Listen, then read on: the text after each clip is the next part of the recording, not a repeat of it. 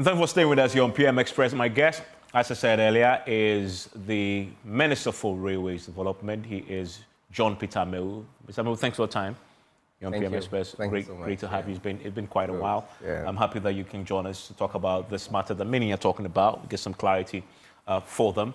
And as you know, PM Express is always brought to you by Syntex Tanks. It is strong, it is tough. Automobiles experience greatness in every moment. Ghana AIDS Commission. Pepsodent, every smile matters as well. And no matter your water needs, Syntex Tank has it all. Syntex Tanks is first introduced a double layer tank, and now you can have as many layers as you want. Syntex Tanks is first introduced you to the white inner layer tanks in Ghana. We now introduce you to the customer specs order, which lets you order any color and size of preference. Syntex Tanks gives you the longest warranty, 7 years, which no other tank gives you in Ghana. Why don't you pick your phone and call them? They are on 0244 335-168 or shop online at syntexgh.com.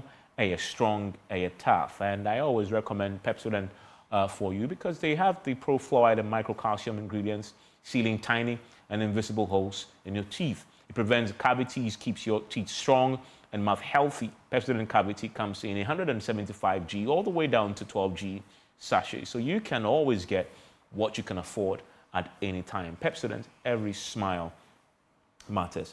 Mr. Amewu, so let's start with where we are following that accident. Has the train now been fixed?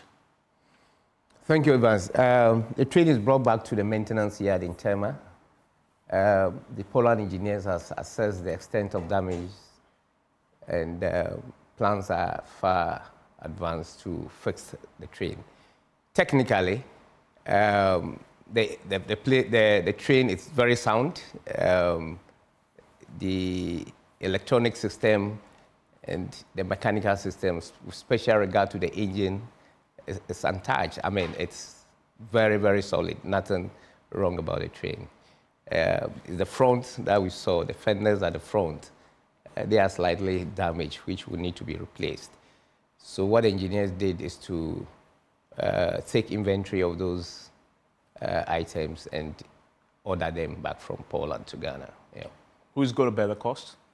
As at the time of the incident, we have not taken ownership of the train. There was no transfer of ownership, which means that the supplier was still responsible for the train. We get ownership when government make a full payment. You know, we have not yet made a full payment through the LC. The LC went through Bank of Ghana for payment to be made. You know, so we haven't taken full control of the plane as owners of the plane. The contract agreement specification regarding and vis-a-vis leading to the transfer of ownership states specifically that until full payment is made and until the test run has been conducted and certified by a third party and handed over to the ministry for on transfer to any of the agencies. So we have not taken a full delivery in terms of ownership of the train. The company in question, which for now we say is the owner, the VOAB, they supplied the train, had made an arrangement for insurance. And my understanding is that an insurance company had insured the train. So, of course, it's left to the company to push in or trigger that clause for payment of the necessary insurance. So Ghana is not going to bear the cost of it? Not at all. Not at all. Ghana government is not bearing any cost, neither the ministry or any of its agencies. And do we know how long this is going to take? Maybe 2-3 weeks. I mean, yeah. The train is running. I mean, but we have to change that, you know, fenders, as I mentioned earlier. So maximum, I think 3 weeks, we should be able to get the items back into Ghana. Easily can be airlifted, you know, to speed up the process. I'm sure you saw the question that was asked about the test run that we did.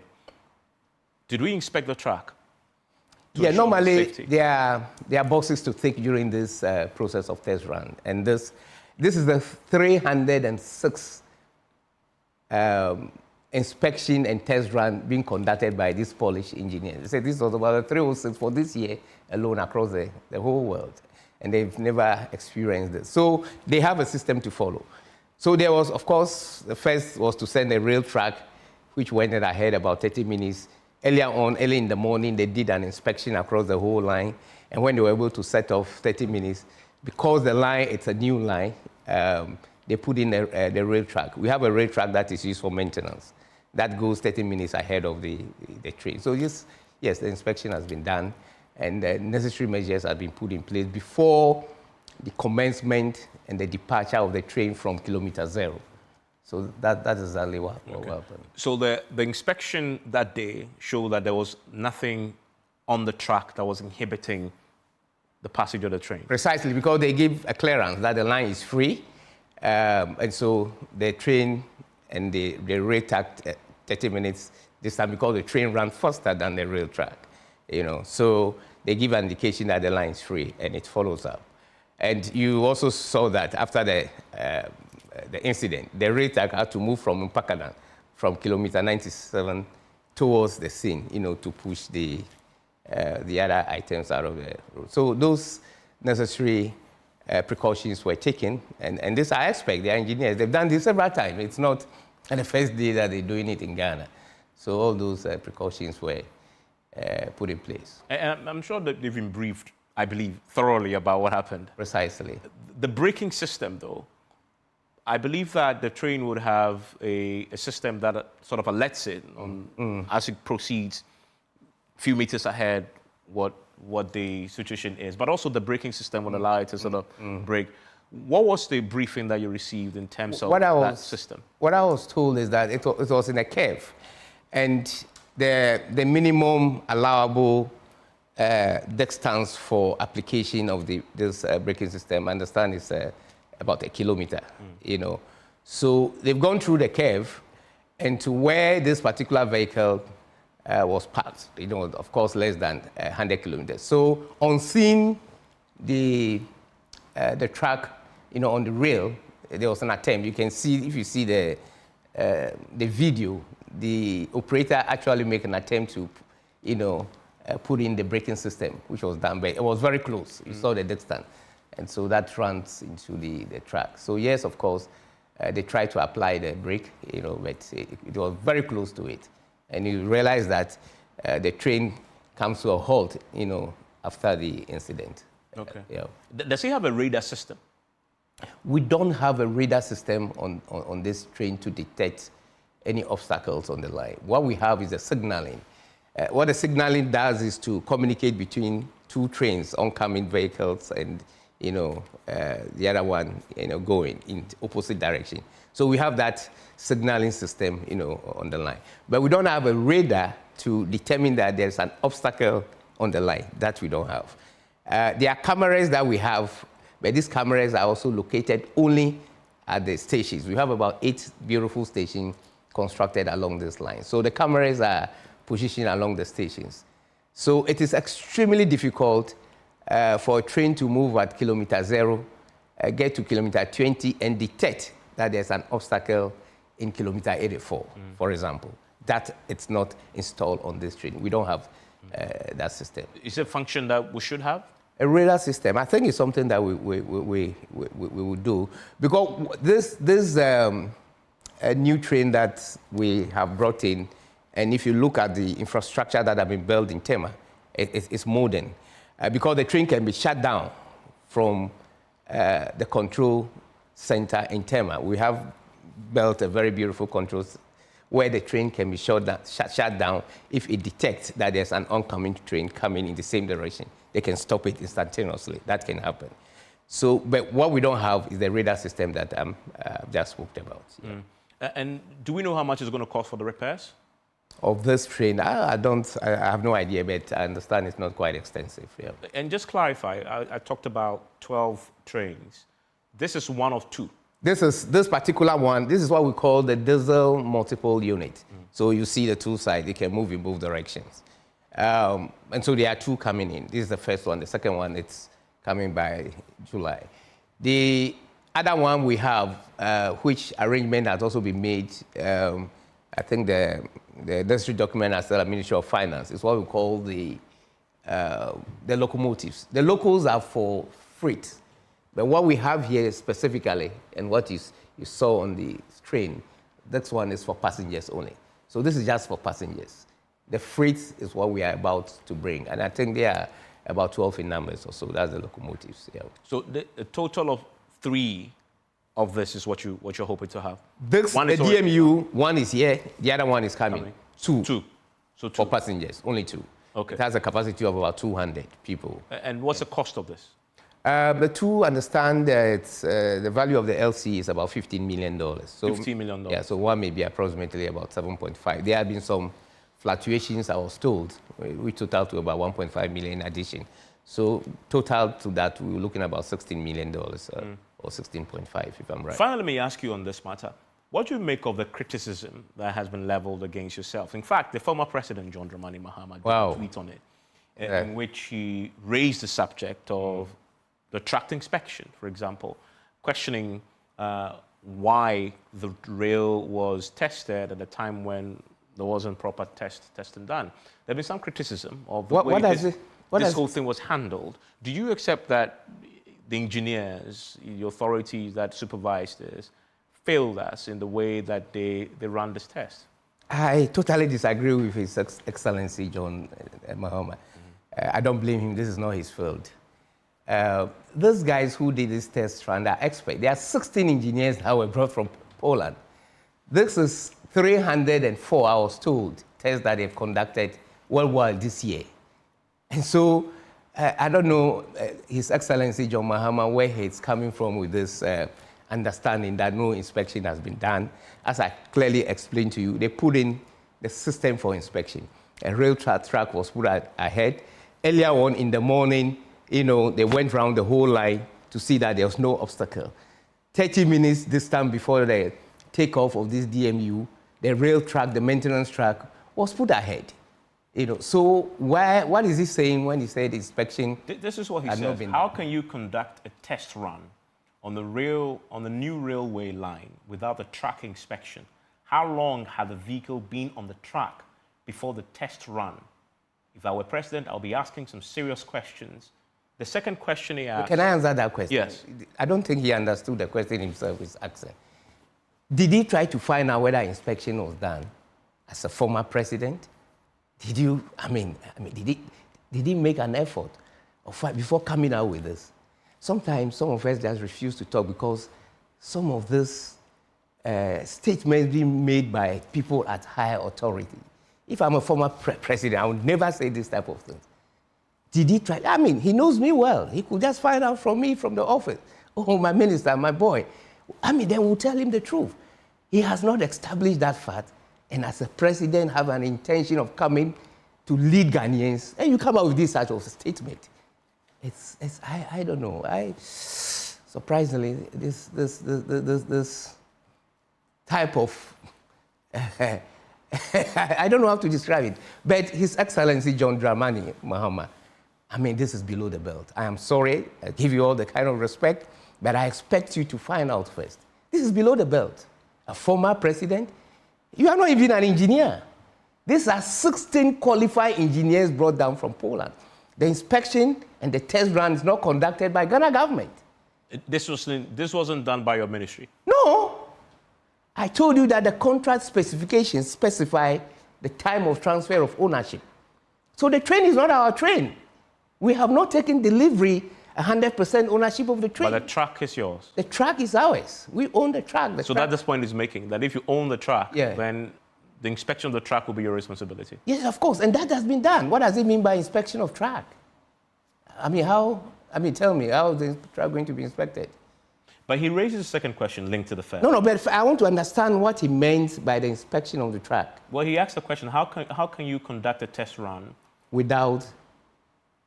on a new rail line without a track inspection? So what is track inspection, John Mahama? The track inspection, what does it mean? It simply means that somebody or a maintenance vehicle goes along the track to see if there's any obstacle. That is how I understood it in our manual terms, because we don't have a radar system to be able to detect the track inspection through a radar system where you can be in a control room and see the whole line. We don't have that.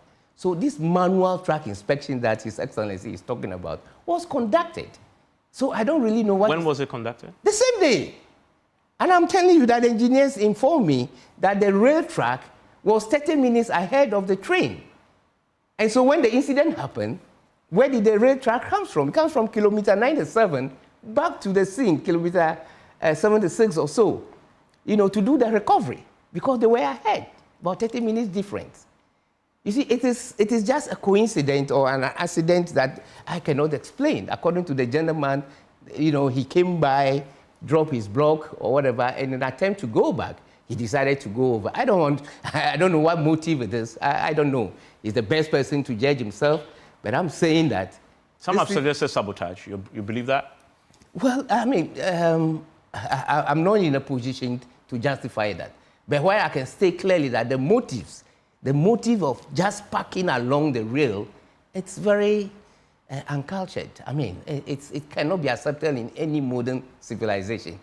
That is where my problem is. You said motive. You're questioning the motive. Yes, that is what I'm questioning. As in, you're questioning whether this was done deliberately. Yeah, the intention, whether it's deliberate, but the intention, what prompted him to do that. He was saying that because I cannot go back through the underpass, I've decided to go over this. That thinking alone in itself is wrong. It's completely wrong. As good citizens of this country, we shouldn't do that. Okay, and that is why people could read any ill motive into it. But the second question that John Mama has, how long had the vehicle been on the track before the test run? Well, it's a valid question. It's a valid question, and that is why all that I can answer that question is that according to my briefing and what I've gotten from the engineers, the rail track was about 30 minutes ahead of the DMU. Okay, so if you wanted to know how long, it would be extremely difficult, because what it meant is that the rail track had passed before the vehicle crossed and parked there. And if you hear the guy said he was running back to the track. So it was done within a short period, because he was coming back when he heard that the accident had occurred. So it's within that, maybe a minimum of 30 minutes. But isn't 30 minutes too much time? The DMU moves at a speed of almost about 120, 150 kilometers per hour. I mean, but because of this test run, I understand they were going about 60 and 80. The rail track is a very slow-moving track. The last time I boarded was about 2 or 3 weeks ago, when I had to go to Mpaka Dam for inspection. And so if that rail track is moving about 40, 60 kilometers, and this is doing about 90 kilometers, I don't think the time interval of 30 minutes is too long enough. I think it's okay to accommodate any unforeseen contingencies that may occur during that period. Let's talk about the big picture. And there are a few questions around the big picture. This is part of a master plan. Precisely. That, from what we now know, you revised in 2020, that you're implementing. How does it fit into the big picture? And what is the big picture? The big picture is to revamp the railway sector in Ghana. You recollect that after a decade of underfunding in the industry, His Excellency President Kufuor, at that time, formed what we call the Ministry of Port, Railways and Harbour. The intention then was to put some level of focus on the railway sector. Because you agree with me, Evans, that the railway sector had totally been run down over this period by successive government until His Excellency John Agyekum Kufuor come out with these innovations of forming this ministry, which was then a new ministry. Then they went ahead to decouple the role of a regulator from an operator. Either two, we have the Ghana Railway Company Limited operating. Then they come out with this Act 2008, 779, if I quite remember, that craft the Ghana Railway Development Authority as a regulator to be responsible for development and regulating the railway system. Now, either two, there were no specific plans about the railway industry. So what His Excellency did at that time was to get this company called Dal Hassan, if I quite Dal, yeah, DAL, at that time to conduct a feasibility studies in 2007, 2008 about the Tema Mpakadan. That time it was Tema Akosombo. So when I listen to people like, what's the name? Sami Jemfi? What? Is this Sami Jemfi? Well, I don't, the communicator of the... Yes, yes. It's National not Sami Jemfi. Communications Okay, all Officer. right, well, I don't know. So when I listened to him saying that this was their baby, it's time that we stop misleading Ghanaians. But isn't this their baby? It cannot be their baby. I'm telling you that His Excellency John Agyekum Kufuor brought this framework. And the feasibility studies was done.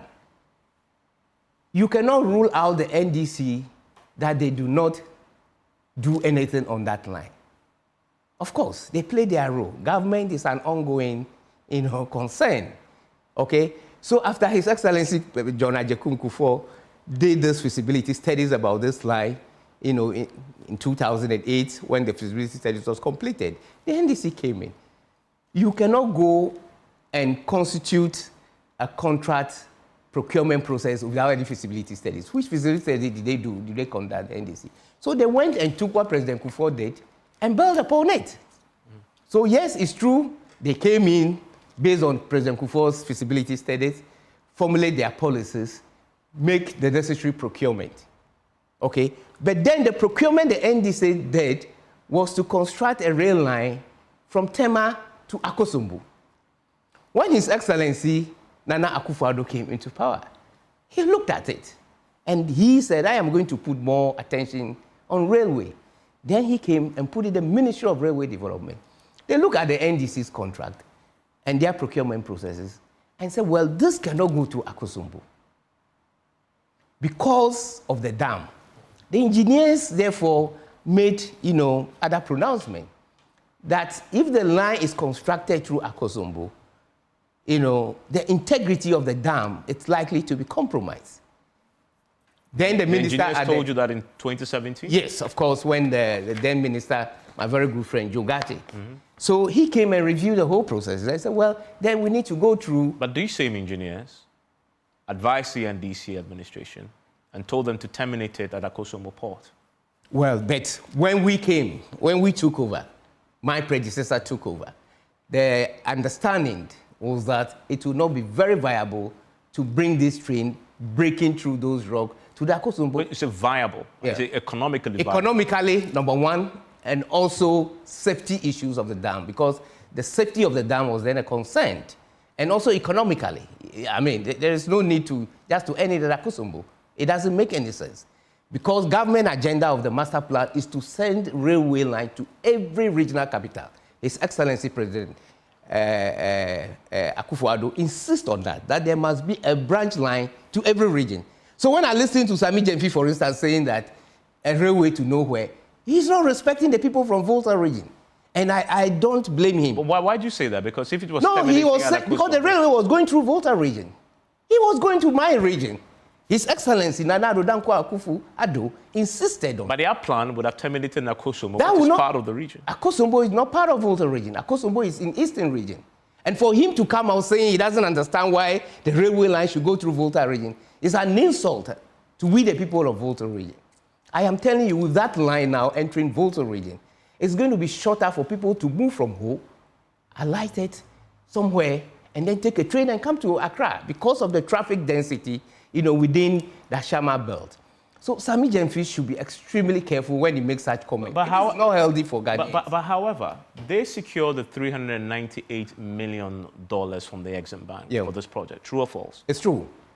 So this is a government that clearly had handed you an already cooked food. No.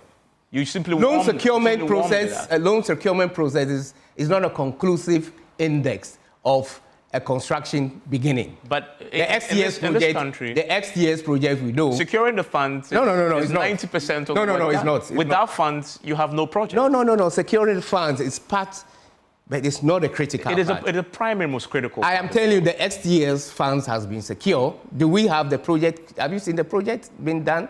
XTS project that we know. So it is not the securing of the funds. But in this case, I'm coming. Considering how the railway sector, you say, had been neglected, right? for a government, for so long, you just made a point, for a government to not only make it a priority, taking the baton from John Kufuor, but go the extra mile to secure 398, and I believe it's unprecedented. Of course, but at that time... But you have to acknowledge that. When I made my statement, I said government is an going concern.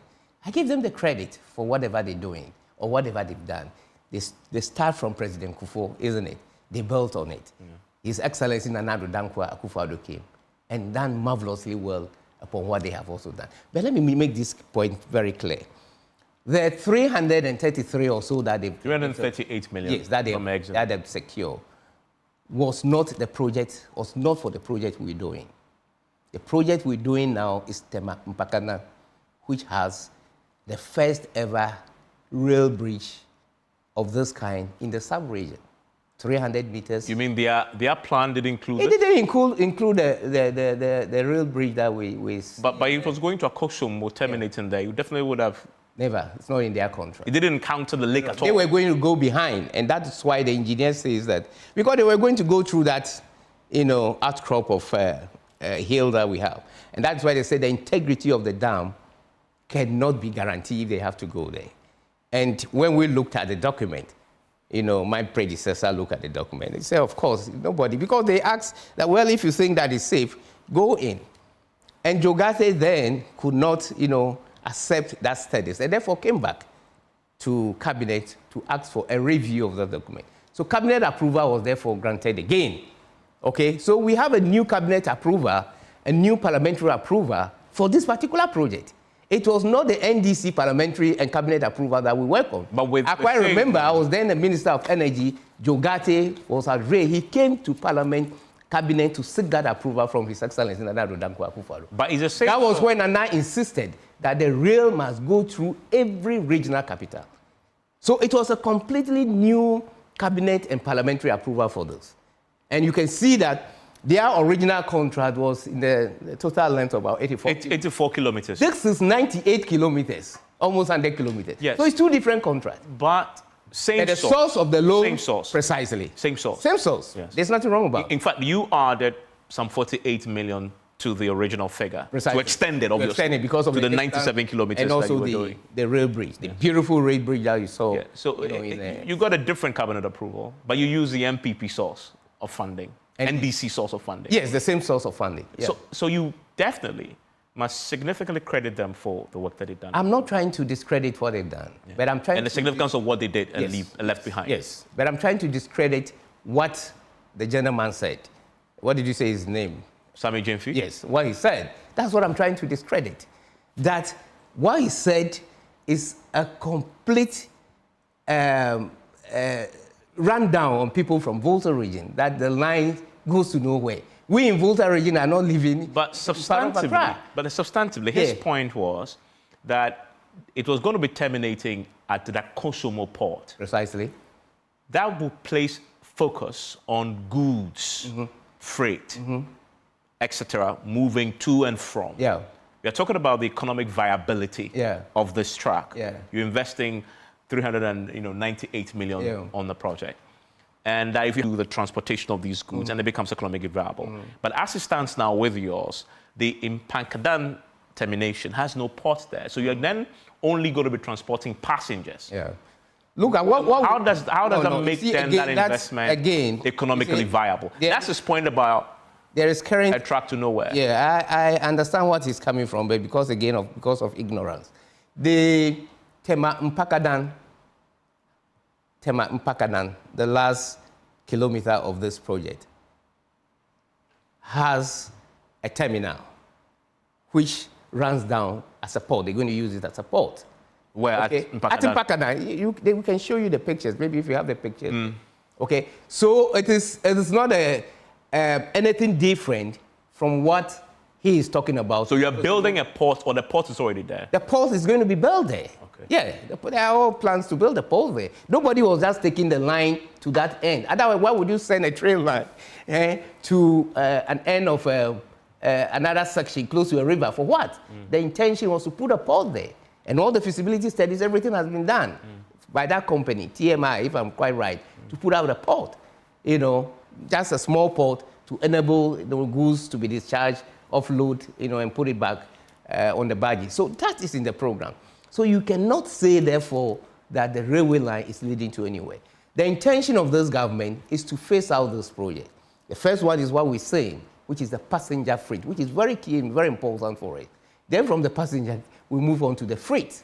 And the freights, that's the one coming out with the locomotives, those who run based on the port arrangement. So it is a rail line with very viable understanding in terms of gain and investment on this project. The port is about to be built. Yes. You haven't started yet. TMI, a company called TMI, it's going to be. It's a separate contract. It's a separate contract. It's not part But of... it's working with the Ministry of Transport.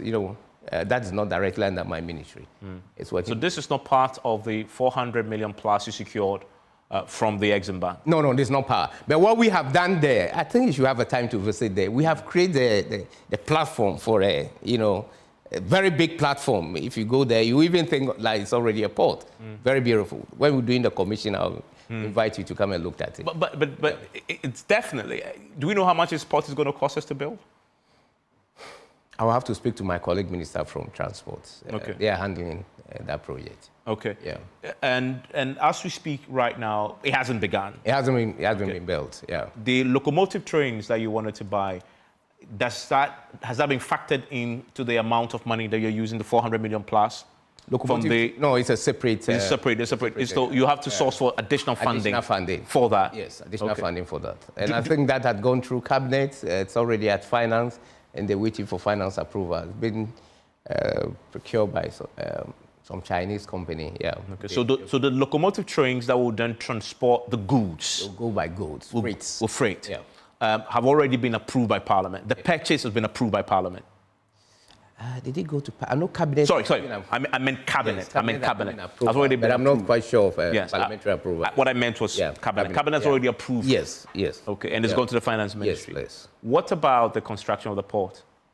The construction of the port, as I stated earlier, is a discussion between my colleague Minister of Transport and the TLMI, one of the. Has cabinet considered it already? Yes, I think it came to cabinet. Yes. Are there any timelines you know? No, I have no idea about a timeline. But the locomotives also, do you have a timeline for delivery? The locomotives, because of the, you are aware, the financial difficulties that we got involved in, I think that delay the approval from the Ministry of Finance. But it has gone very far. So let me ask you about the financial viability then of this investment that we currently have. What makes it financially viable? Train is a social service. All over the world, passenger services in trains are not good investment in terms of return on investment. It's always been subsidized by government. All the trains that you see running on passenger basis, it's very, very difficult to get quite a good return on your investment if you have to rely only on passengers. And that is why most of the stations or the lines comes along with the freight, which is the locomotives.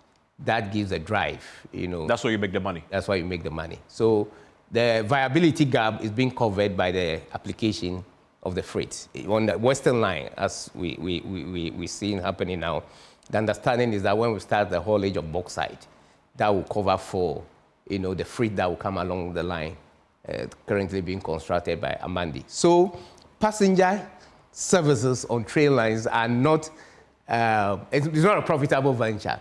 But what it does is that it has a multiplier effect in terms of its impact on the economy. Workers are sent quicker to their point of destinations. They're able to move to work and do things quickly and return.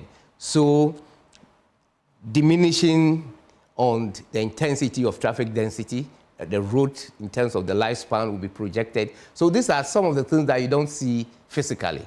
But if you factored it into the gains, then you realize that, it's worth doing it.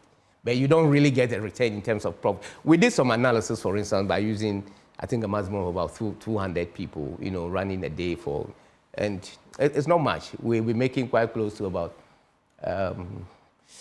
think about 500,000, 536,000 a month, but the cost is in excess. The cost is about 700,000. So it means there's still a viability. Because gap. if you look at it, Yeah. you have to maintain it. You have to maintain, Right, you know? and you're not making enough money. No. How do you maintain it? Yeah. How do you run this sustainably? And that is why all it over to the pay for world, itself. all over the world, governments get involved in the operation of passenger train in terms of services, you know, by closing that viability gap. Because this one, we're going to buy fuel, you know. Absolutely. We're going to ban on this. We're going to buy fuel. We're going to employ workers. And we have built at least about 8 stations on the line. We're going to put people there. So guaranteed it will run at a loss. Definitely, there's not going to be, it's not a profitable venture as I stated it, based on the studies that we've conducted. You're not going to make 1 cedi, you know, for passengers. But when you start running the freight, the expectation is that that gain from the freight will cover this viability gap that we're seeing in the passenger round. That is the NDC's point to you, that their focus was build the port and let it terminate there, because you need to sustain it, it needs to pay for itself.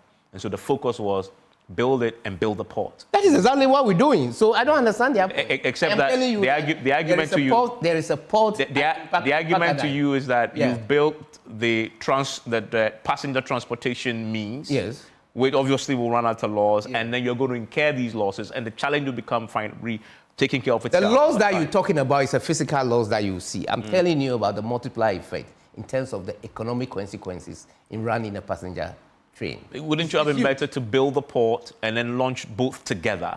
Because then that way you make money to take care of... Of course, you have built the maintenance. lines. You spend a lot of money building the lines. You don't want to wait for another 4 or 5 years to finish the port before you put the lines on to be running. If somebody... Passengers need to be cut from one end to another. If the lines are there, the train is there. You couldn't decided to wait, you know, for a longer period till you finish the port. If I put it to you that, part of it is a political consideration, what would you say to that? That this was done purely, obviously, an election, yet this can be a good vote-winning mechanism. If it's a good winning mechanism, what's wrong with it? Everybody in every country runs on politics. I am a politician. I'm here to govern the people and work in accordance with their dictates. And so if I'm doing something and it's political, what is wrong about it? Yes, it's for politics. And the people are happy. If you don't work on politics, how do you get this developed? Today, for the first time in the history of this country, the NDC, especially in where I come from, they're trying to do things that I do. That has never been done. Would they say because it's politics? Yes. And that is why any environment that generates an element of competition always leads to growth. So yes, it's politics, and it's helping us. The only challenge there is the conversation we just had. Yes, it's politics, but is it one that would, in the long term, and serve the big picture of financial viability, for example? The big picture... Yes, it's more politics than delivering on the financial viability. The big picture for a train running through a volatile region, through Kmo and other places to Accra, is to move the people quicker to their various... Even if it's not self-sustaining? Even if it's not self-sustaining, I'm telling you the multiplier effect of undertaking that activity.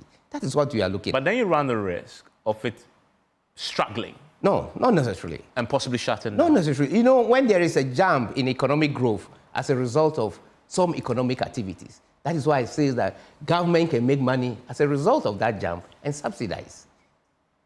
This is not the first time government will subsidize. Look, we still run a train from Accra to Tema. We run in, Takrady. I mean, they are all not profitable, but we keep on doing it because it's a service to the people. Passenger freight, it's a service. You must look at it as service. Just like government goes to construct road. Government is not constructing road from Accra to Howe to make money.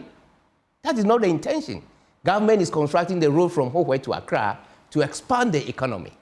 So it is the economic expansion and the multiplier effect that we're looking at. And that is what pays for the investment. You remember that now the government is actually in the budget reintroducing tolls under the PPP arrangement because they realized that you need the money to maintain Of the course, roads of course. Some money, but that money cannot even. So that's the question to you then. That money cannot. It's not. I mean, it's just maintaining the rail track, and it's far more expensive here because you are buying the fuel, maintaining the rail track, you're employing people. You need to sustain that to control the benefits. The advantage is that the rail track or the train, the lines, it can last for over 50 years. Look, most of the roads that we build, what's the lifespan of this road? The lines that have been built by our colonial masters, we have still seen them working. So the economic impact for a long time period, if you spread that investment evenly over the lifespan of the investment in the lifespan of the rail line, you realize that it's profitable. It pays for itself. It pays for itself over that long time. Look, the consequences of the traffic density from Afariwa through Afienya down to Akosombo, it's unbelievable. You cannot just imagine how people go through that traffic on a daily basis. You spend no less than 3 hours within that short distance. Okay? With this, the train can make less than an hour. To Pakadan? Yes, of course. Less than an hour to Pakadan. And there are stops along the road? There are stops along. It can make less than an hour. And could you just imagine the economic significance and the impact that will, carry across? That is what we are looking at. We are looking at the bigger picture. So for my good friend coming out to say it is not profitable, nobody runs, passenger train to make any return on investment. You looked at it in the long run. You look at it, from a different perspective. The implications of undertaking that investment, the savings you are making in destroying your roads, those are the areas that you have to look at. Let's talk about the rest of the lines, because from what I understand, this is part of the railway line going to Burkina Faso. Burkina Faso, yeah. Yes. So will this be as far as you go, or there's plans to extend this further? This railway terminates at precisely Burkina Faso. It goes through the Akpafu, the iron ore in Akpafu in the Oti region, Sheni iron ore in the northern part, before going through Tamale to branch to Tamale to Burkina. So this is the first of its kind that we have this cross boundary discussions between two countries in terms of this line. So I quite remember the then president, the democratic president of Burkina, constantly visited before the military intervention. Before the military takeover, constantly with His Excellency Nana Akufo-Addo to discuss this joint venture. So this was going to be a novel.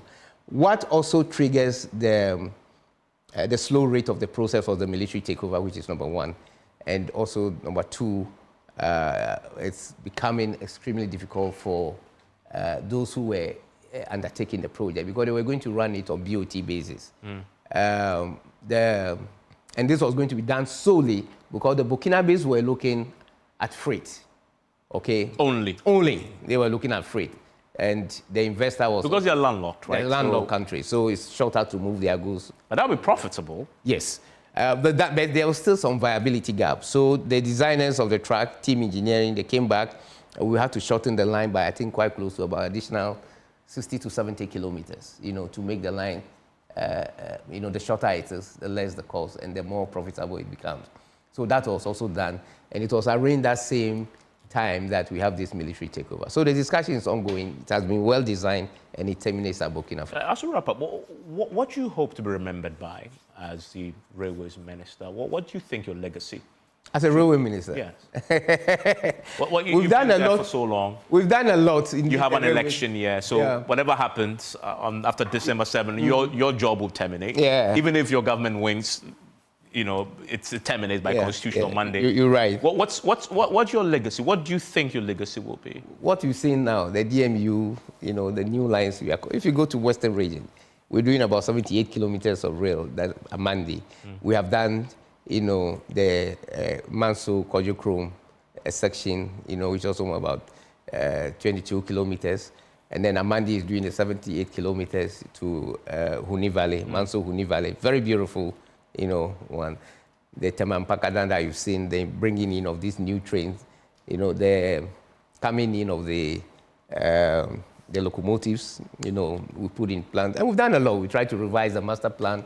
Several feasibility studies have been done. We've done the ECOWAS line, which moves from Togo to Ivory Coast. There's supposed to be one. So you've laid the tracks? No, we've done the feasibility studies on that. Okay. We've done the central spine, a lot of work has been done. We've been quite quiet for some time, but at the right time, we will bring them out for you to see. Well, you're talking now. Yeah. But your primary legacy, I believe, will be this Temanton Pakadan one. Precisely, and then many more. The one Amanda is doing, it's not 100% completed, but very beautiful one. And that links which cities? That moves from Manso Huni Valley to the Bauxite area. So that's freight? Yes, that's going to be freight, yeah.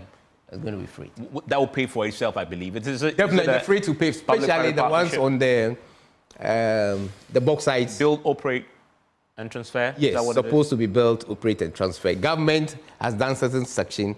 We're discussing with some South African company in collaboration with Talo DB to do BOT, some form of construction management services for us. Discussions have gone very far. We're waiting for sign off in terms of the closure or the financial closure. When that happens, that whole section, will also be completed. What about the SkyTrain? What happened to it? I haven't heard you mention it as part of the things. The SkyTrain. Have we abandoned it? I think for now, it doesn't look that's something we can do very shortly. So discussions are quite slow on it. But the discussion mainly is being championed by Ministry of Finance. So I will get back to my colleague minister. Would you say it's abandoned now? The focus is elsewhere. It's not progress is extremely slow. Progress is extremely slow. Yeah. And finally, you did a miracle in 2020. Won a seat in Hohoi when everybody said it was impossible. You did the impossible. No, people believe it's possible. Well, Safo Mafo was one of the... You won it, so now we...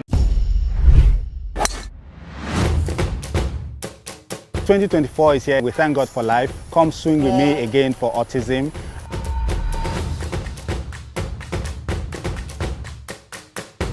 This year's tournament is going to be on the 23rd to 25th of August at the Achimota Golf Course. That's my home course as I learned golf. Let's have a fantastic 2024 play with Stephen. It's going to be a super experience for everyone. Come join me as we swing for autism.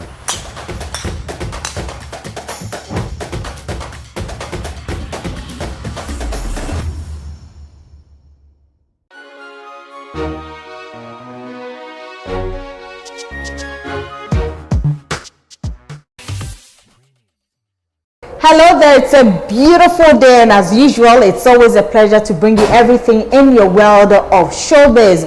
Unfortunately, yesterday we had some bad news, and of course I'll bring you updates on that. I'm sure you're wondering what was the bad news. We all heard that gospel musician Koda had passed on. Well, we spoke to a gospel musician who was so close to him. He'll tell us more about that. And also, Tiwa Savage is in the news. I have some update from Chief Movement, who is hoping that theater will be something big in Ghana. And 50 Cent, Fajo, oh my goodness, I have so much to share with you. My name is Doreen Avi, and the show is Let's Talk Showbiz. Now, if you're just joining me, this is Let's Talk Showbiz, and I don't know how your weekend has been, but there has been a lot of exciting programs that happened over the weekend. We can talk of David Dick, which is an annual program by Akesi Brimpong, who is a gospel musician. So Sunday, he held the one at Adabraka, of course, and it was so beautiful. The likes of Ohima, Messi, Emoji, Akesi himself, and quite a number of gospel musicians were there to support him. So, well, exciting performances to share with you, but most importantly, just like I mentioned, Koda has passed on. Of course, my colleague Ike caught up with Emoji to ask him a few questions, maybe fond memories of Koda, and Emoji had a lot to share after what he wrote on Instagram, or should I say social media. A lot of the gospel musicians are quite broken about his death. Let's take a look.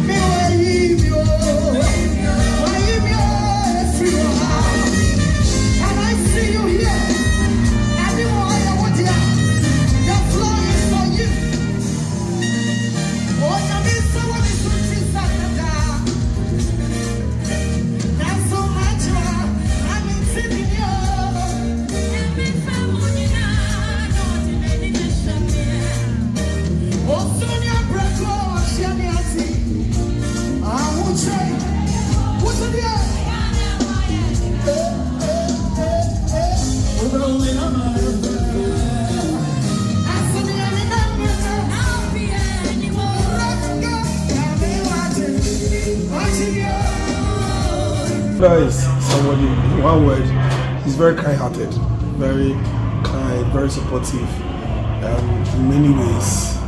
Whether he's on a project or not, he always call you to give a cent and support you in any way that he can. So that's what I can say about Koda. His loss is a big hit to me and to the industry and to the fraternity. But in all things, Bible says we should give thanks to God. So we are careful to give thanks in this season, knowing that that's the instruction we'll be given by our Master and our Lord Jesus Christ.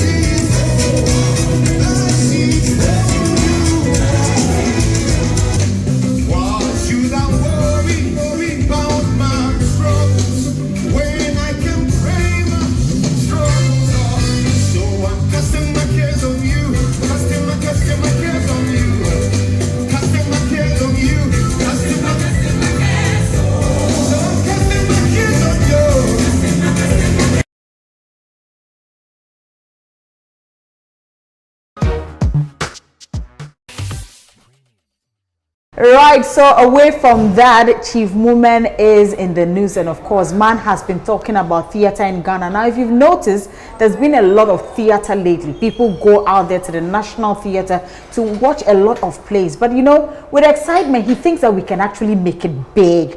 We can make it something that people can travel around the world to come and actually see how things are being done here. He spoke to my colleague Kwame Dadzi on Showbiz A to Z on Joy FM.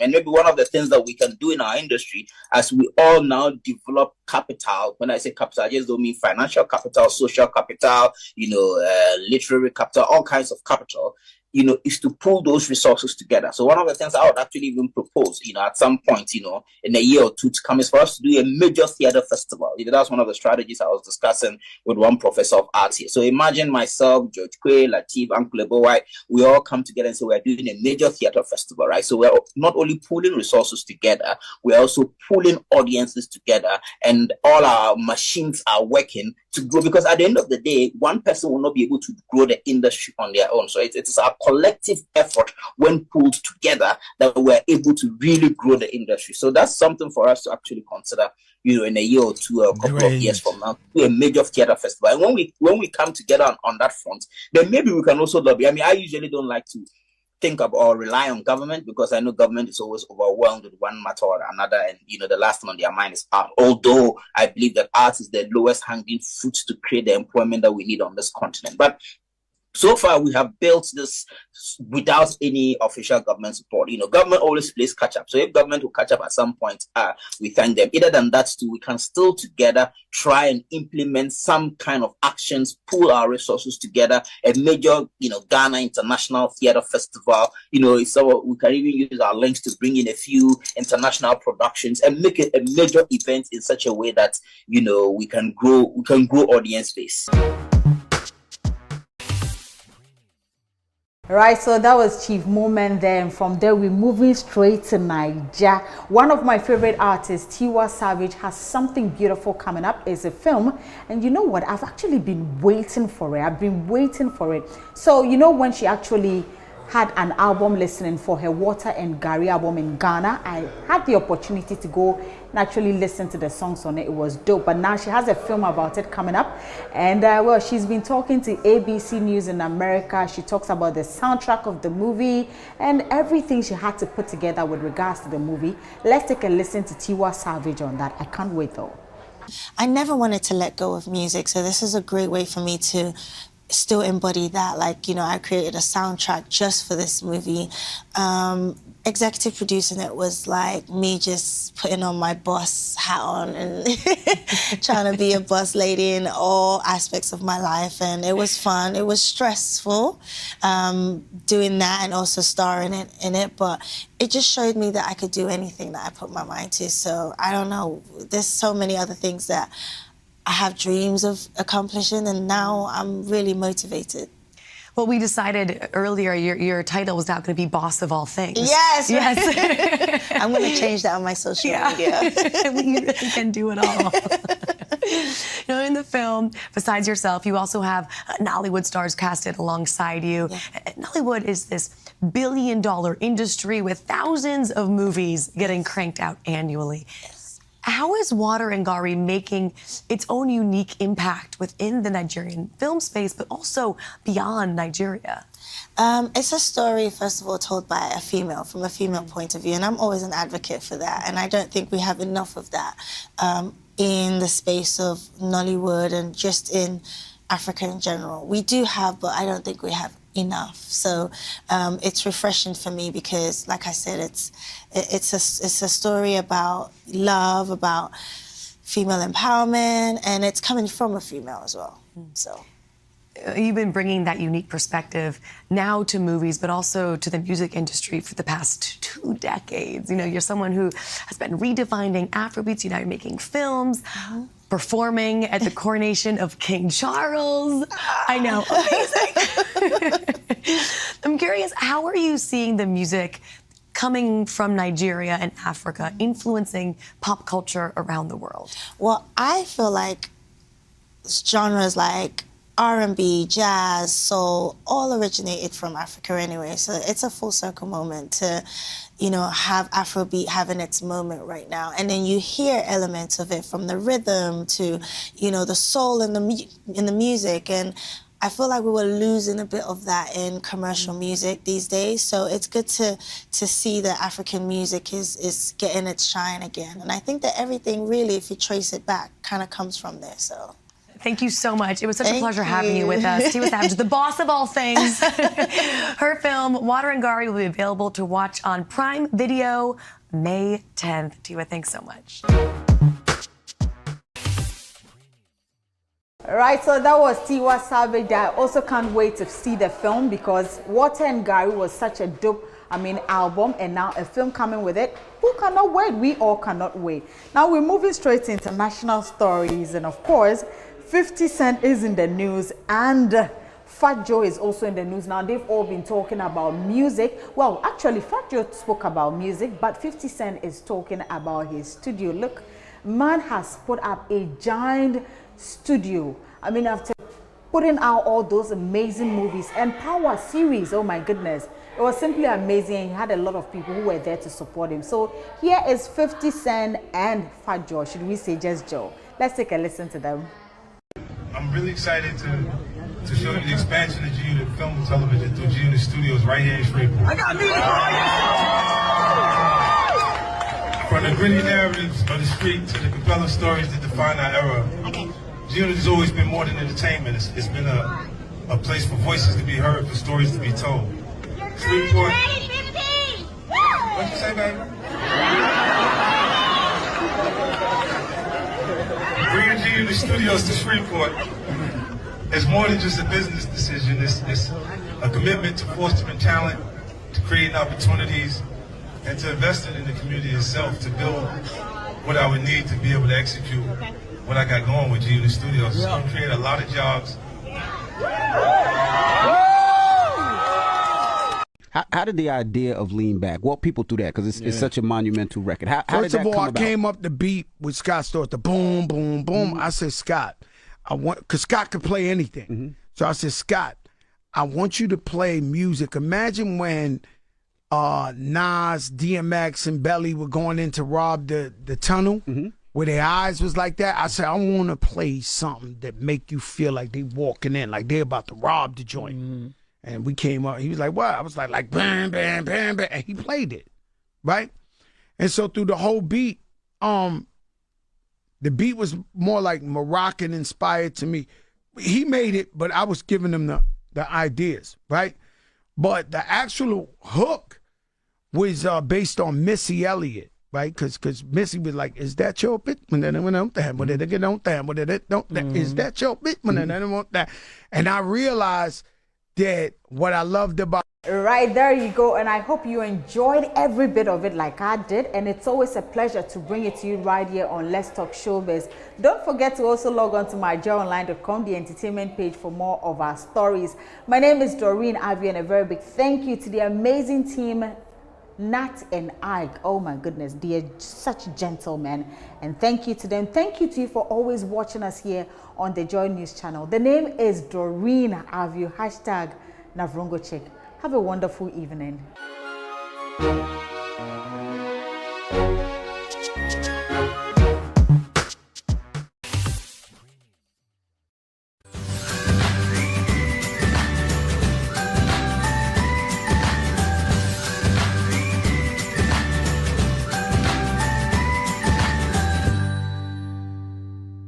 Hello viewers, welcome to Home Tips with Mira. When you are sick and you go to the hospital, the doctor will prescribe some medicine for you. So you can either get it at the hospital or you go to the pharmacy to get it. Or in case of minor ailments, you can go and get some medicine over the counter. Whichever way it is, the medicine comes in a box. And inside the box are two things: your medicine and a small leaflet. This leaflet is called the patient information leaflet, which is for you, the patient. Now, I want to ask you, have you ever taken time to read that leaflet? And when you read it, how did you feel? Did you feel frightened, scared, or you felt well informed about the kind of medicine that you are taking? You know, the manufacturers have put everything you need to know about the medicine. We'll look at some of the things that the patient information leaflet contains, which is very key for you as a patient.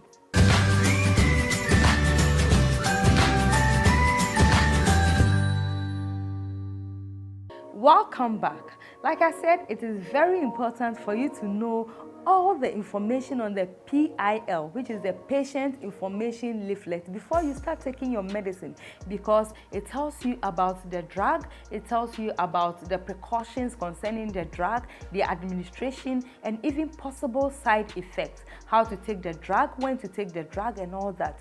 So you cannot just come back from the hospital or get your medicine from the pharmacy or over the counter and start taking your medicine. If you can read, if you cannot read, let somebody read it to your hearing. This one is a PIL of an ointment.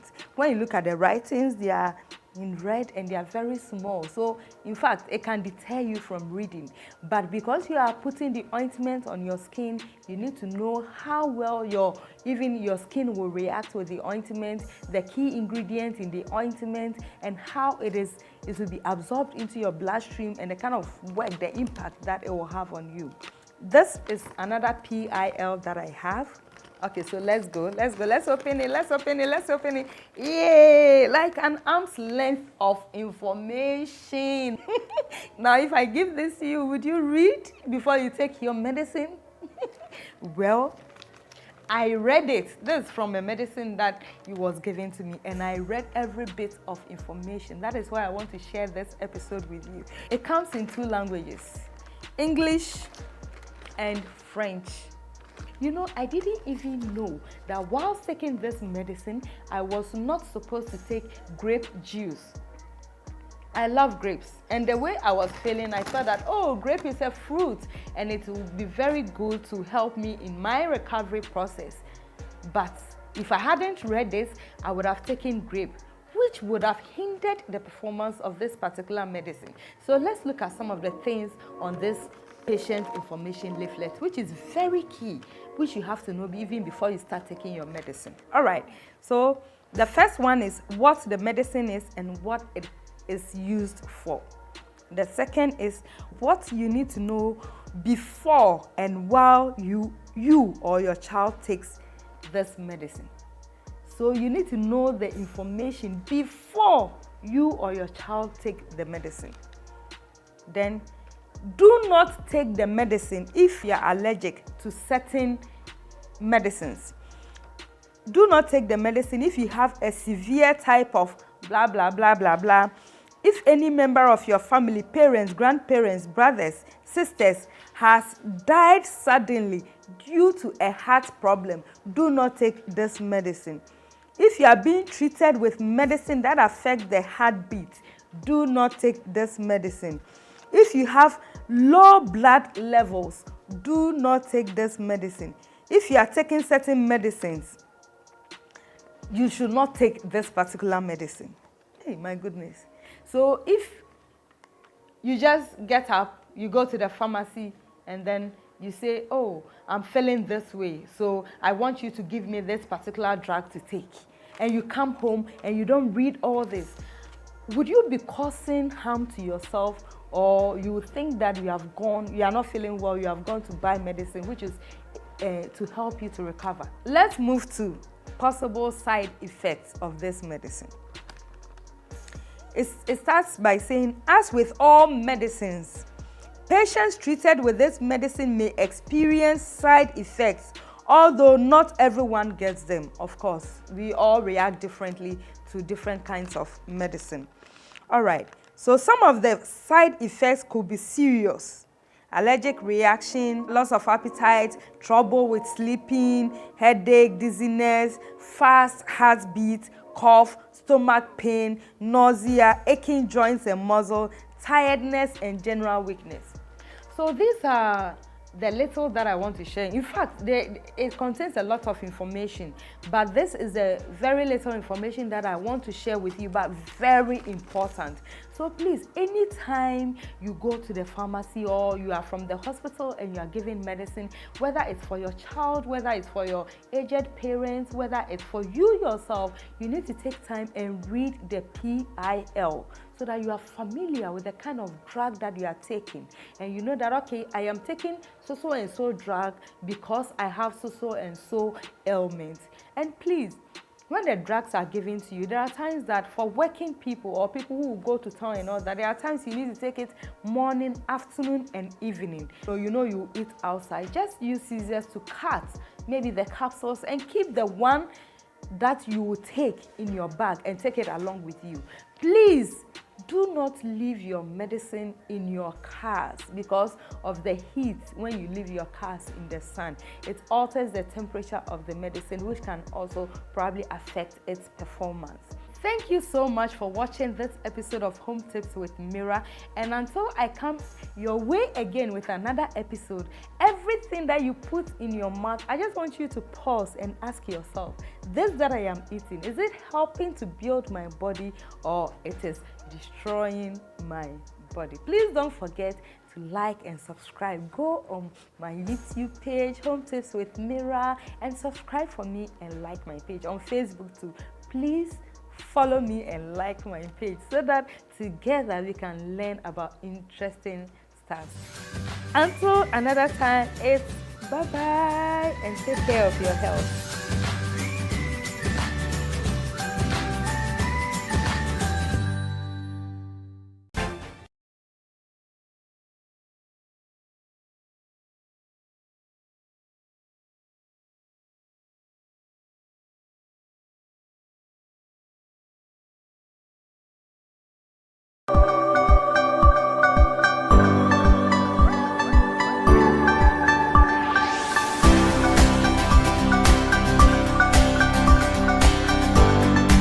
My name is Dr. Josina Wachukweku, and on this episode, we are going to talk about male urethritis. So what is urethritis? Urethritis is an inflammation of the urethra, and the urethra is the tube in the penis where semen and urine flows through to the outside. That is the urethra. And several things can cause this inflammation. Most commonly, it's usually an infection, and less commonly, we can have other things like trauma, catheterization when you go to the hospital, or when you have prostate disease and you have to put in a catheter.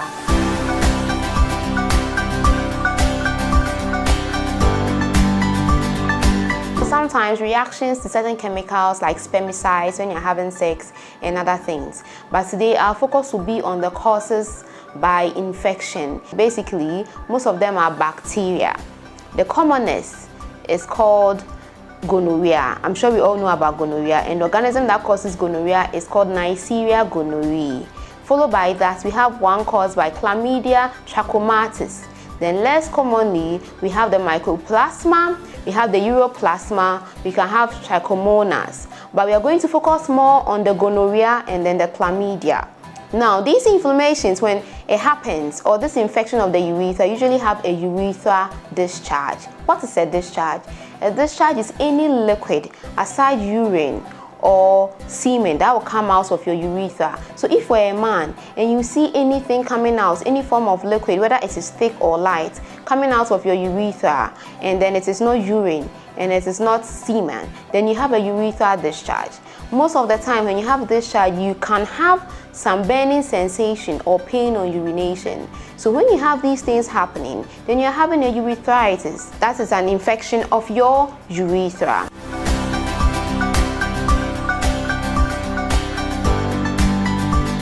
So for the gonorrhea, usually when you have it, it happens speedily. Like within 3 to 4 days, you realize that you're seeing the discharge and you're having this burning sensation, and it's really, really uncomfortable. For the chlamydia, it's usually very slow. It happens slowly over a period of time, and it takes a very long time, but then you realize that no, this thing has been happening, so let me see a doctor or let me do something about it.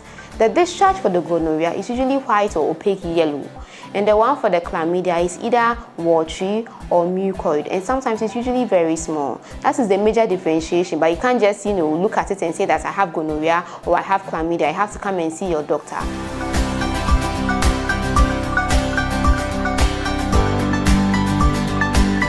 Now, these infections are STIs, that is, they are sexually transmitted. So for you to have them, then you must have engaged in an unprotected sex, or you are being promiscuous. That means you're having sex with different other people. And because of that, it is a disease of the young. Most commonly, people around 25 years or less. They are the ones who usually get these kind of infection. Others can get it, the older ones can get it, but you realize that it's very common in the younger ones and people who have very bad sexual habits. So now when you realize that you have a discharge and you have painful urination, then you should know that you're having an STI. And because it's an STI, it is very likely that you can have other STIs happening like HIV, herpes, syphilis, and all others. So when you come and see your doctor, the doctor will try and eliminate the other causes or other type of STIs as well.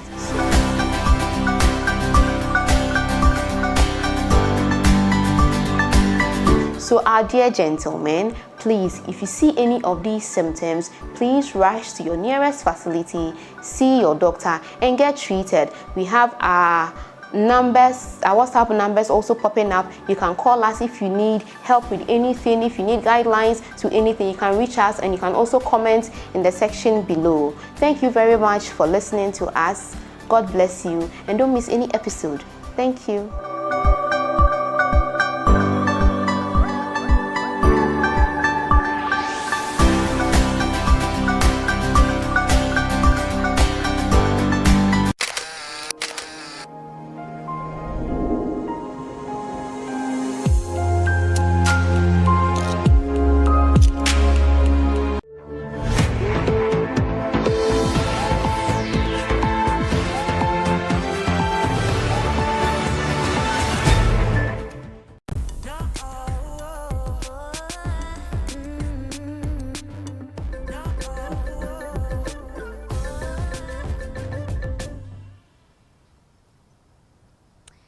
When it comes to environmental protection, one of the biggest challenges is how to balance competing interests.